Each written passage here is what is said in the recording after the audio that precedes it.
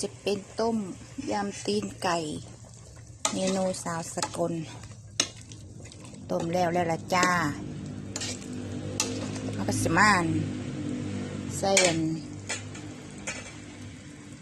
ไอ้พักพักหอมไปเรื่อยต้มแล้วปรุงแล้วจ้าเป็นตาแซ่บปะจ้าต้มตีนไก่สาวสกลคนภูพานหรือเรียกง่ายๆคนภาคกลางก็ซุปเปอร์ตีนไก่ชิมมึงกันเด้อแซ่บจ้าแซ่บเด้อแซ่บๆนี่กันเด้อจ้านี่เป็นเมนู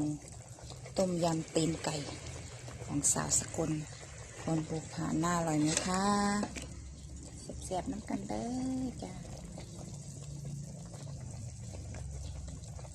ต้มยำตีนไก่